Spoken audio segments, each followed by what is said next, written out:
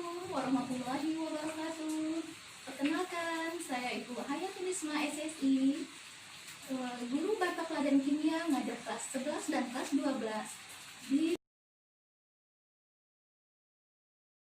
kimia ini, yaitu pada proses pembakaran kayu. Pada saat kayu dibakar, dihasilkan kalor sehingga keadaan sekitarnya menjadi panas, dan saat api padam, keadaan menjadi normal kembali. Nah, kalau gitu, kemanakah kalor yang dihasilkan dari proses pembakaran kayu tersebut? Dan apakah kalor itu hilang? Nah, di sini kita akan mempelajari mengenai adanya istilah sistem dan lingkungan.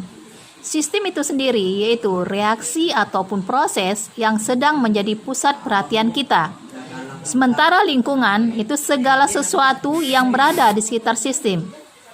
Sistem berdasarkan interaksi sistem dan lingkungan. Ada yang kita kenal dengan istilah sistem terbuka, itu pertukaran materi dan energi. Kemudian yang kedua adalah sistem tertutup, pertukaran energi, dan sistem terisolasi ataupun tidak adanya pertukaran.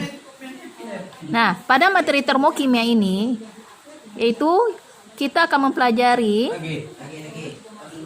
hubungan antara kalor, energi panas, dan reaksi kimia ataupun proses yang berhubungan dengan reaksi kimia. Azas kekekalan energi. Energi itu sendiri adalah kapasitas untuk melakukan kerja.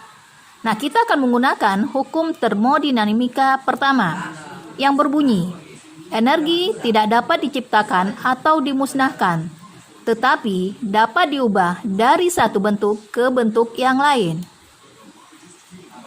Nah, pertukaran energi antara sistem dan lingkungan dapat berupa kalor yang kita beri dengan simbol Q besar atau bentuk energi lainnya yang secara kolektif disebut dengan kerja. Di sini kerja kita beri simbol dengan huruf W besar.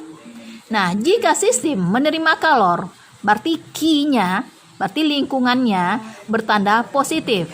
Sementara jika sistem yang membebaskan kalor, berarti Q-nya ataupun kalornya bertanda negatif. Nah, tolong diingat itu ya anak-anak ya. Kalau Q-nya menerima kalor berarti Q-nya positif, sebaliknya Q-nya membebaskan kalor berarti negatif. Oke, kita lanjutkan. Yang kerja ataupun kita beri simbol dengan huruf W besar tadi, jika dia melakukan kerja, berarti dia bertanda negatif. Sebaliknya, jika kerja yang menerima, sistem menerima kerja, kita beri tanda positif. Nah, tolong dua hal ini yang perlu Anda ingat-ingat selalu. Q kalor, jika dia menerima berarti dia positif, jika dia membebaskan berarti dia negatif. Sementara kerja, jika sistem melakukan kerja berarti dia negatif. Sebaliknya, sistem menerima berarti dia positif. Nah, ini tolong diingat betul ya anak-anak. Kita lanjutkan. Bentuk-bentuk energi. Ada yang kita kenal mungkin dari SMP Anda semua istilah energi kinetik, ada yang juga dengan istilah energi potensial. Ya, kemudian ada dari istilah kita energi dalam, yang dalam fisika kita beri simbol dengan huruf U besar. Nah, apa itu energi dalam? Jumlah energi yang dimiliki oleh suatu zat ataupun sistem, di mana nilai delta U-nya sama dengan UP kurang UR. Apa itu P? P produk, R reaktan. Nah, perubahan energi dalam muncul sebagai kalor dan atau kerja. Sehingga delta U, perubahan energi dalam tadi, berarti kalor kita jumlahkan dengan kerja. Tolong diingat lagi, dan bertambah 3 rumus kita ya Nanda. Kita lanjutkan. Perubahan entalpi yang kita kenal dengan delta H. Apa itu entalpi? Entalpi itu sendiri yaitu sejumlah energi yang dimiliki sistem pada tekanan tetap. Kalau dia perubahan entalpi beda lagi, yaitu perubahan energi yang menyertai peristiwa perubahan kimia pada tekanan tetap. Ya, ingat ya, itu bedanya. Entalpi itu adalah energi yang dimiliki sistem. Sementara perubahan entalpi adalah perubahan energi yang menyertai peristiwa perubahan kimia. Nah, bagaimana hubungannya? Entalpi reaksi pada tekanan tetap, berarti delta H sama dengan Q reaksi. Nah, kita hubungkan dengan keadaan akhir dan awal, berarti delta H sama dengan H akhir kita kurangi dengan H awal. Nah, di sini juga kita akan mengenal istilah reaksi eksoterm dan endoterm. Apa itu reaksi eksoterm? Itu jika reaksinya melepaskan kalor, berarti nilai delta H-nya kita buat tanda negatif. Berarti eksoterm berarti energi berpindah dari sistem ke lingkungan. Kalau dia reaksinya membebaskan kalor, berarti nilai delta H-nya positif. Berarti dia adalah endoterm. Otomatis sistem menerima kalor dari lingkungan. Nah, di sini juga kita akan berbicara pada termokimia ini mengenai diagram tingkat energi reaksi ekso dan endo. Ini sering keluar pada UN ataupun SBMPTN nanti nak ya, kalau memang UN dilaksanakan. Oke, kalau dia reaksinya eksoterm, berarti tanda panahnya ke bawah, otomatis itu eksoterm. Sebaliknya kalau dia endo, berarti tanda panah ke atas. Ingat ya, endo dia lebih besar pada 0, otomatis kan nilainya positif terus. Nah, pada matematik diagram kartesius berarti makin ke atas makin positif. Sebaliknya, diagram kartesius makin ke bawah semakin negatif. Ingat ya, ekso nilai delta H-nya kecil dari 0. Berarti itu kan nilai min 1, min 2 dan seterusnya. Nah, sini kita juga akan mengenal istilah perubahan entalpi standar atau delta H0.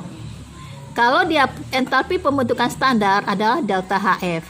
Itu perubahan entalpi yang terjadi pada pembentukan 1 mol suatu senyawa dari unsur-unsurnya pada keadaan standar. Apa itu keadaan standar? Berarti tekanannya 298 derajat Kelvin ataupun 1 atm. Nah, ada istilah yang kedua itu entalpi penguraian. Kita simbolkan dengan delta H0D. Nah, ini biasanya mungkin siswa UMI yang biasa bahasa Inggris ini. Pembentukan dalam bahasa Inggris kan formation. Makanya kita beri simbol dengan F kecil. Sementara kalau penguraian bahasa Inggrisnya apa? Diffusion. Berarti delta HD. Ya, kita beri simbol huruf D-nya kecil. Formation tadi kita beri simbol dengan huruf F kecil. Oke, kita lanjutkan.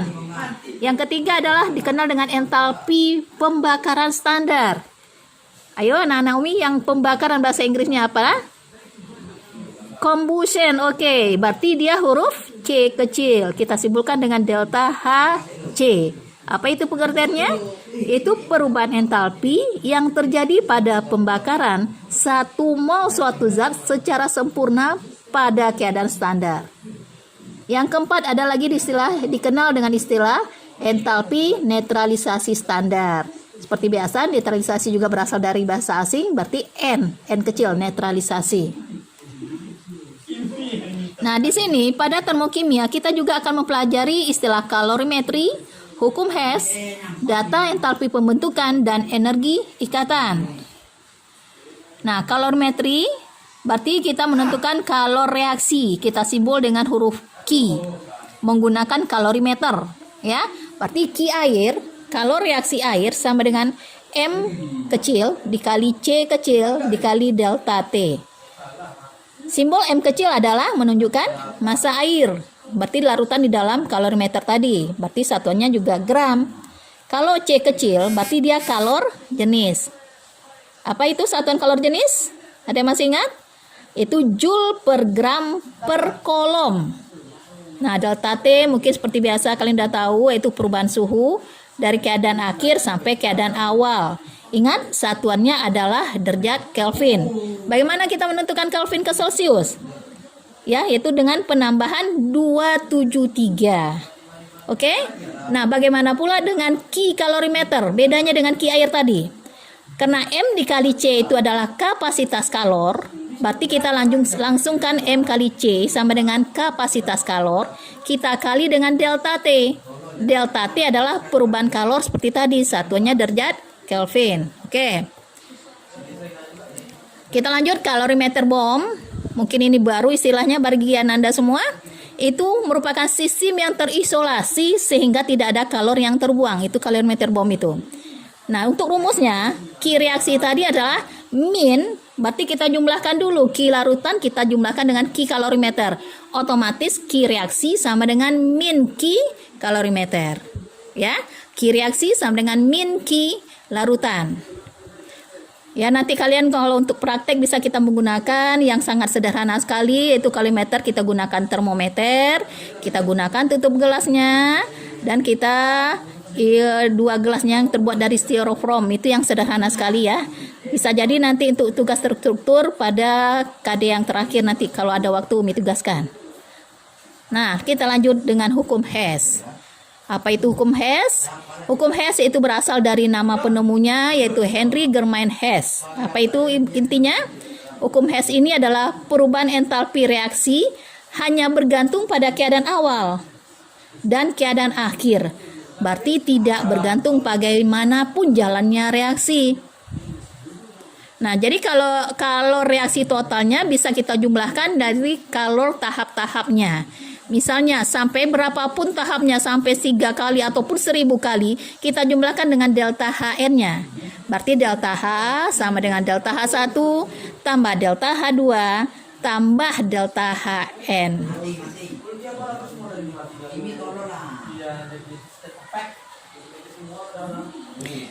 Nah, di sini dicontohkan yaitu reaksi pembakaran dari karbon. Karbon terbakar berarti kita menggunakan oksigen, menghasilkan CO2. Kalau tahap pertama, berarti C ditambah setengah O2 menghasilkan CO, itu delta H2. Kalau CO ditambah setengah O2 menghasilkan CO2, itu tahap ketiga. Sehingga delta H1 yang pembakaran karbon itu tadi, itu penjumlahan dari delta H2 kita jumlahkan dengan delta H3.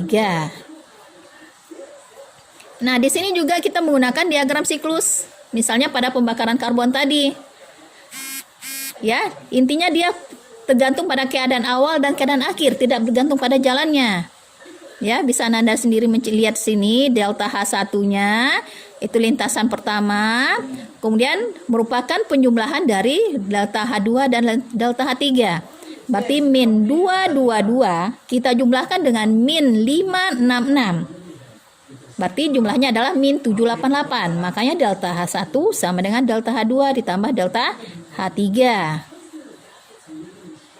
Nah, di sini pada pembakaran karbon, selain kita menggunakan tadi diagram siklusnya, kita juga akan menggunakan diagram tingkat energinya. Di sini kita lihat diagram tingkat energi, karena delta H1-nya min 788, kita buat tanda panah ke bawah. Kemudian keadaan awalnya min 222, berarti mulai dari CO, pembakaran CO membutuhkan oksigen sampai min 221. Ini delta H1-nya. Kemudian baru dari 2CO ditambah lagi dengan oksigen menghasilkan CO2, ini delta H3-nya. Sehingga untuk delta H1 penjumlahan delta H2 dan delta H3 untuk diagram tingkat energi. Jadi ada 3 yang kita perlakukan untuk menyelesaikan termokimia ini. Pertama, kita menggunakan hukum Hess. Yang kedua, kita menggunakan diagram siklusnya. Yang ketiga, baru diagram tingkat energi. Nah, biasanya pada soal-soal latihan, nanti ditugaskan Ananda akan menggunakan ketiga-tiga cara ini. Nah, sekarang kita menggunakan data entalpi pembentukan. Berarti delta H reaksi adalah delta formation atau delta HF produk kita kurangi dengan delta HF reaktan. Ataupun dengan bahasa istilah kita sehari-hari supaya gampang diingat ya, kita gunakan delta HF kanan kurang delta HF kiri untuk mencari delta H reaksi.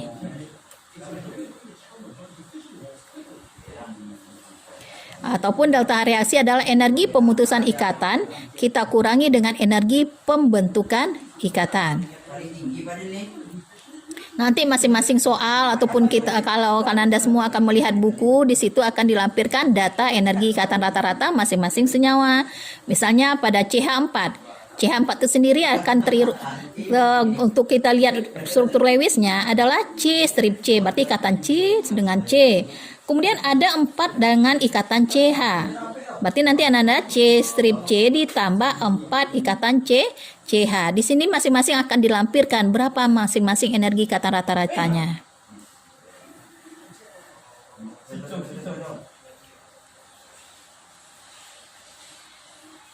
Oke. Mungkin sampai di sini untuk pertemuan kita kali ini. Nanti kita khususkan untuk membahas soal-soal ya. Oke, kita akhiri dengan wabillahi taufiq wal hidayah. Assalamualaikum warahmatullahi wabarakatuh. Oh, mantap nih.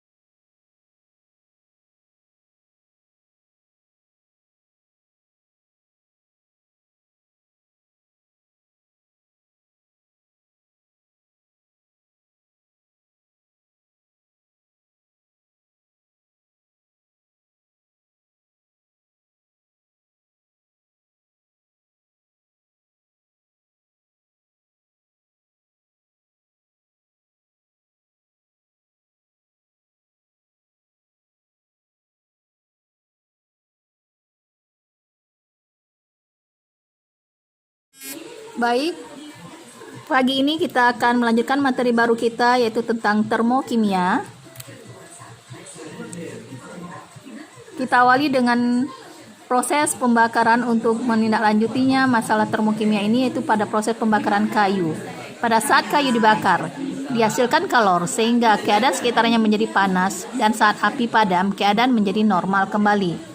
Nah, kalau gitu, kemanakah kalor yang dihasilkan dari proses pembakaran kayu tersebut? Dan apakah kalor itu hilang? Nah, di sini kita akan mempelajari mengenai adanya istilah sistem dan lingkungan. Sistem itu sendiri yaitu reaksi ataupun proses yang sedang menjadi pusat perhatian kita. Sementara lingkungan itu segala sesuatu yang berada di sekitar sistem. Sistem berdasarkan interaksi sistem dan lingkungan. Ada yang kita kenal dengan istilah sistem terbuka, itu pertukaran materi dan energi.